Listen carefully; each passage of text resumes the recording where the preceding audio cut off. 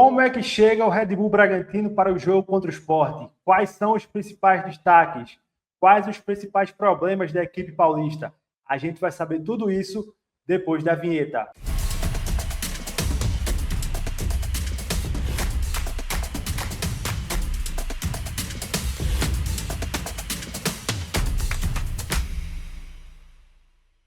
Fala galera, sejam todos bem-vindos e bem-vindas a mais um vídeo no canal do Lucas Holanda, segunda edição do De Olho Neles, para a gente saber tudo do adversário do Sport na rodada. E desta vez, o adversário é o Red Bull Bragantino, a equipe que venceu o Botafogo na rodada passada e tem 4 pontos no Campeonato Brasileiro. Para a gente debater e saber como vem o Red Bull Bragantino para esse jogo, eu estou aqui com o meu amigo Diego Pérez, setorista do Red Bull Bragantino pela rádio 102.1 FM, sabe tudo de Red Bull Bragantino e vai trazer para a gente aí como é que chega a equipe de Bragança Paulista. Diego, queria te agradecer por aceitar o convite e seja bem-vindo. Muito obrigado, Lucas, pelo convite. É um prazer estar aqui para falar um pouco sobre esse Bragantino, esse duelo contra o Sport, que é importante também para o clube de Bragança Paulista, que busca uma afirmação, Venceu o Botafogo depois de 2 resultados ruins no campeonato, o empate contra o Ceará e a derrota para o Fluminense, ruim pelo que foi a partida, O resultado é um tanto quanto normal, mas depois da vitória contra o Botafogo, há muita expectativa do torcedor para o que vai ser esse Bragantino agora fora de casa. Pois é. Então, Diego, queria saber, para a gente começar aqui, como é que chega esse Red Bull Bragantino para o jogo de amanhã no Recife? Bom, esse Bragantino ele não tem novos desfalques, para a partida. Haviam 2 preocupações do Eric Ramírez e do Lucas Barbosa, que saíram sentindo ali da partida contra o Botafogo, mas foram realizados exames e os jogadores viajaram normalmente com a delegação para Recife, agora à tarde, chegaram agora à tarde aí, mas não tem nenhum novo desfalque, pelo contrário, O Bragantino tem 2 retornos, tanto do Fabinho, meio-campista, que veio do Palmeiras, tem atuado entrando mais ali no segundo tempo, mas demonstrando muita qualidade.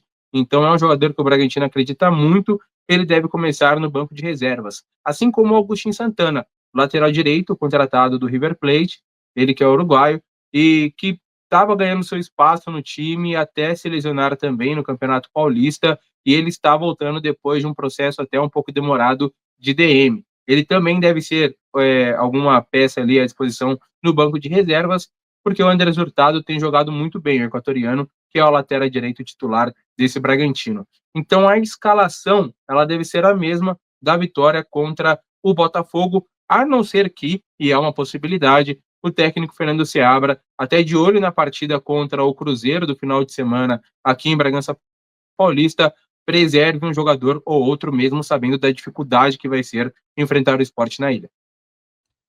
Diego, eu queria que você falasse um pouquinho de termos táticos. Qual é a principal característica do Bragantino? A gente viu, o Seabra é um técnico que preza muito pela organização tática do time, A gente viu isso no Cruzeiro e também no Bragantino. Queria que você falasse um pouco mais das características do time. Bom, o Bragantino, ele joga, a grosso modo, num 4-3-3, mas que durante a partida se transforma ali num 4-4-2, porque os pontas, eles também têm capacidade de fazer a função ali de meio-campistas mais aberto, ou pela direita ou pela esquerda. E isso se dá ao que o Bragantino tem como possibilidade individual. Tanto o Eduardo Sacha, que é um atacante, ele é um centroavante, mas que sai muito da área e acaba jogando até como segundo atacante ou meio-campista. O John, que é o camisa 10 do Bragantino, ele tem uma dupla função, ele faz tanto meio-campista central quanto um jogador mais aberto, ele abre muito pelo lado direito.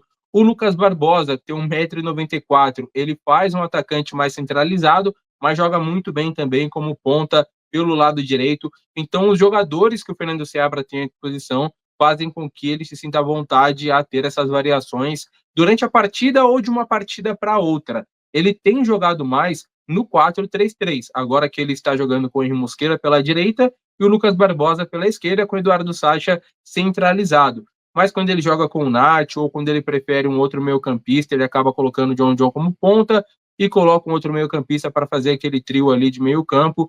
Então, ele acaba variando muito em questões táticas aí, o esquema do Bragantino durante a partida. Isso tem sido muito bem avaliado aqui pelos cronistas esportivos de Bragança Paulista, pela imprensa, porque ele é um técnico que, às vezes, ali no momento da partida, está sendo um pouco criticado ou pela escalação inicial, ou mesmo pelas mudanças que faz, mas nesse Campeonato Brasileiro, o Bragantino está se comportando de uma maneira um pouco mais diferente do que foi no Campeonato Paulista, em que acabou oscilando muito, com mais tempo de trabalho, uma mini pré-temporada que ele teve após a eliminação para o Santos nas quartas do Paulistão.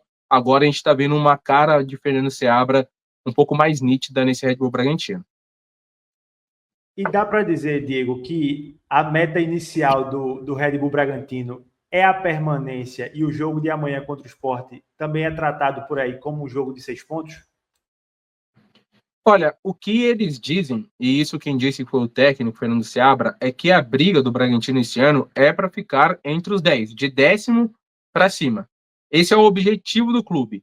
Mas o que nós esperamos? Que o Bragantino permaneça, porque até analisando o que é o Campeonato Brasileiro hoje, suas potências, as grandes equipes, nós temos essa convicção de que o Campeonato do Bragantino é brigar para se manter no Campeonato Brasileiro. Até pelo que tem de elenco, comparação de folha salarial, de investimento, pelo menos nesse primeiro momento, né? Tem uma janela ali no meio do ano, muita coisa pode mudar, mas a nossa avaliação é de que o Bragantino briga para permanecer na Série A. A avaliação da comissão técnica é de que esse elenco ele tem capacidade de ficar entre os 10 primeiros colocados aí do campeonato.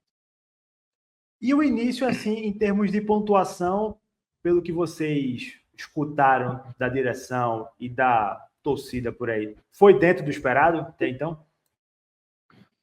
De certa maneira, até que sim, né? 4 pontos, eu acho que só acabou invertendo um pouco. Eles esperavam uma vitória na primeira rodada contra o Ceará e talvez um empate ou no jogo do Maracanã contra o Fluminense ou nesse jogo mesmo em casa com o Botafogo pelos adversários. Mas aí acabou empatando contra o Ceará e vencendo o Botafogo. Acho que inverteu um pouco mais em nível de pontuação. Eu acho que está dentro do esperado sim. O que pega é a atuação do Bragantino. O Bragantino teve um primeiro tempo contra o Ceará muito ruim, muito abaixo, mas no segundo tempo dominou. Tanto é que acabou empatando, estava 2-0 para o Ceará, acabou empatando, o jogo foi 2-2. No Maracanã, o primeiro tempo também muito abaixo, em que foi dominado pelo Fluminense, mas no segundo tempo dominou o Fluminense, empatou o jogo e no último lance do jogo acabou tomando o segundo gol numa desatenção ali da defesa. Então, e no jogo contra o Botafogo, o Bragantino conseguiu entrar muito atento, fez um gol logo no começo e manteve o nível até o final da partida, se defendendo muito bem e explorando os contra-ataques. Então, acho que as atuações do Bragantino, elas estão indicando uma melhora muito positiva do time, tanto individual como coletivamente, e em termos de pontuação, eu acho que está dentro do esperado. O que não mudou até então é que o destaque do Bragantino continua sendo esse rapaz aí da foto, né? Eduardo Sacha, mais uma temporada, ele fez o gol no jogo passado, né? Queria que você falasse um pouco dele e da importância dele para esse time. Eduardo Sacha ele é muito importante, ele é o jogador mais experiente do clube em termos de idade e de rodagem também, com 33 anos. Ele foi peça fundamental no Bragantino desde que chegou aqui em Bragança Paulista. Ele foi o responsável, um dos responsáveis pela permanência na Série A, brilhou no principal jogo da temporada, que foi lá na Arena da Baixada, na vitória contra o Atlético Paranaense, marcando gol. Brilhou na última rodada contra o Criciúma também. Até por isso teve a troca, né, na numeração. Ele acabou pegando a 8, depois da saída do Lucas Evangelista, e o Bragantino fez a brincadeira ali com o símbolo do infinito, que é um 8 deitado. Então ele está eternizado já na história do clube. E para além do que ele desempenha em campo, que ele é muito importante, né? Ele é um centroavante que abre muito espaço, ele sai muito para jogar, faz o pivô bem, além de não ter uma estatura e uma força física.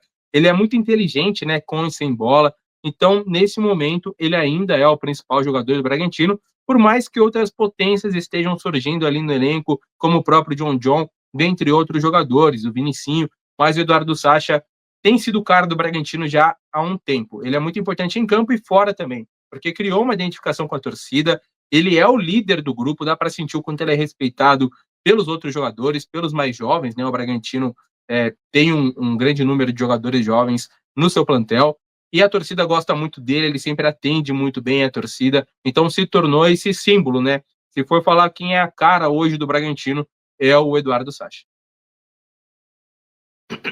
Mas não é só o Sacha, né? Você falou aí do John. O Juninho Capixaba é um lateral muito ofensivo, né? Pela esquerda. Tem o Lucas Barbosa também. Então, quais outros destaques aí você traz além do Eduardo Sacha?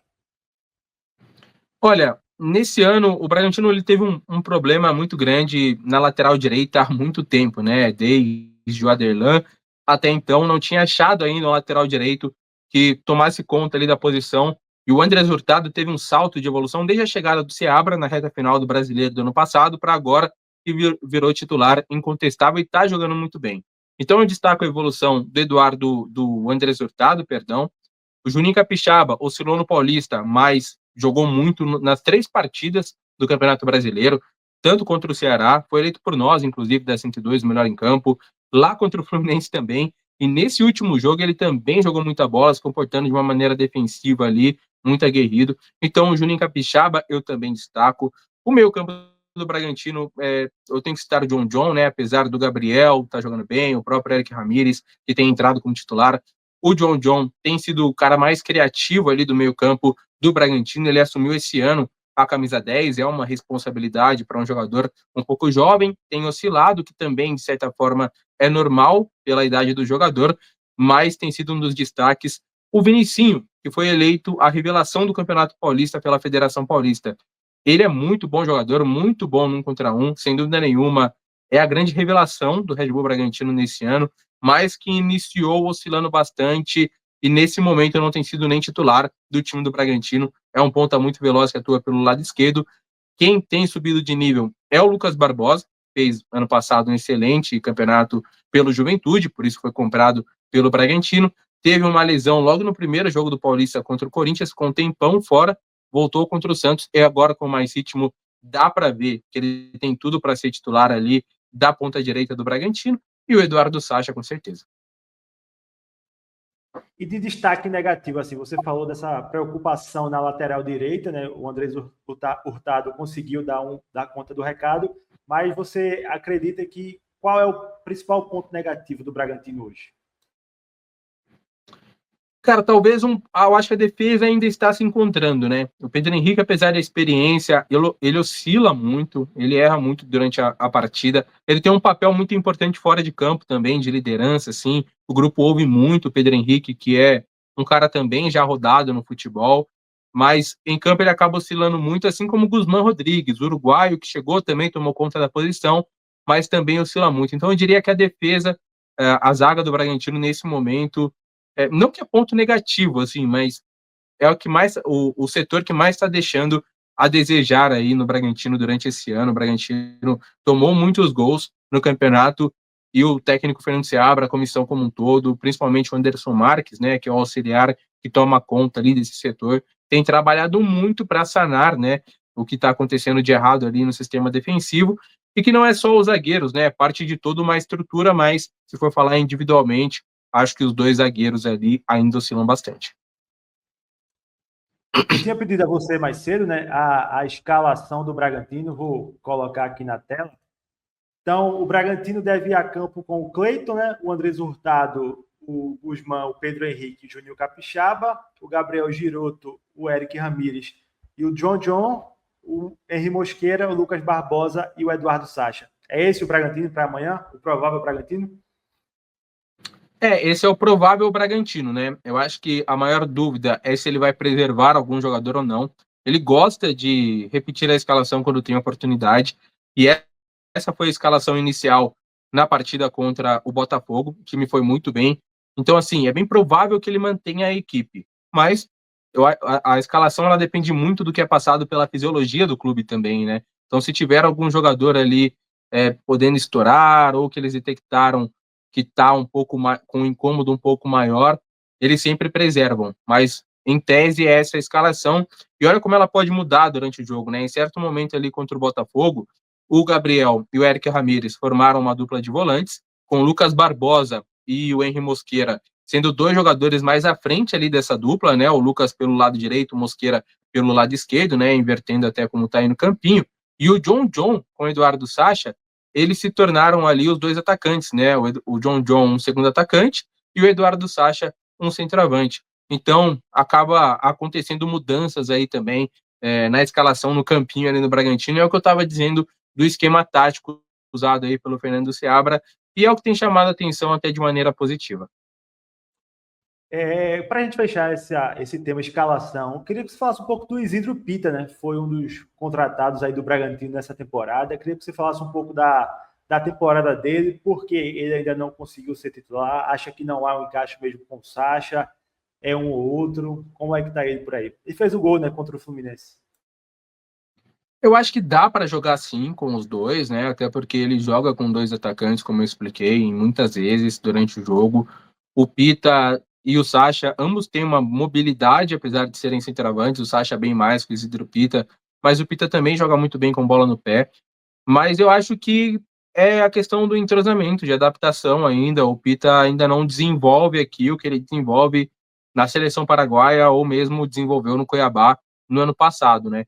Mas eu acho que é questão de tempo, como foi questão de tempo para o Lucas Barbosa, para o John e outros jogadores, o Guzmán Rodrigues, que chegaram, né, recentemente ao clube.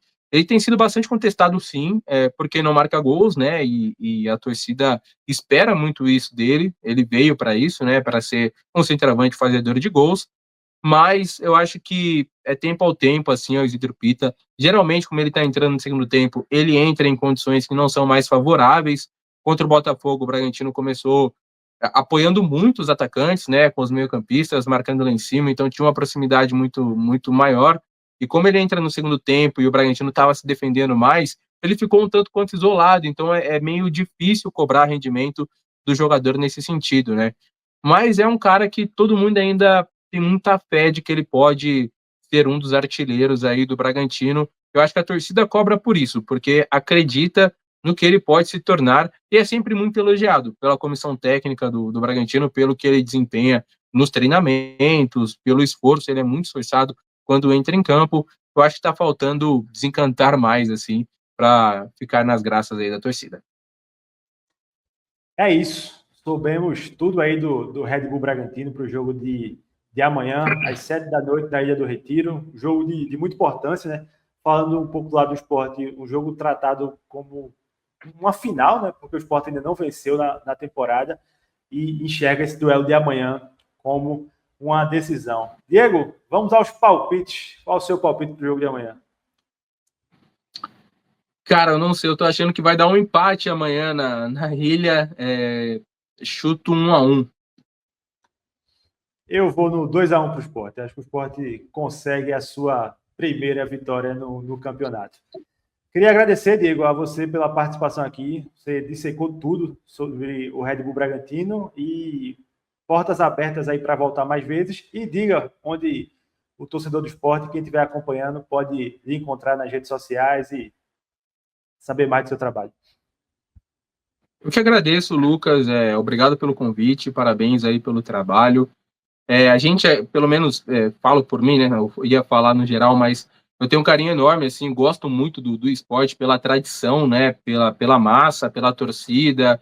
Acho a camisa muito linda também, as cores, e acho muito bacana o esporte estar na Série A, que assim continue por mais anos também, uma equipe tradicionalíssima aí do nosso futebol brasileiro.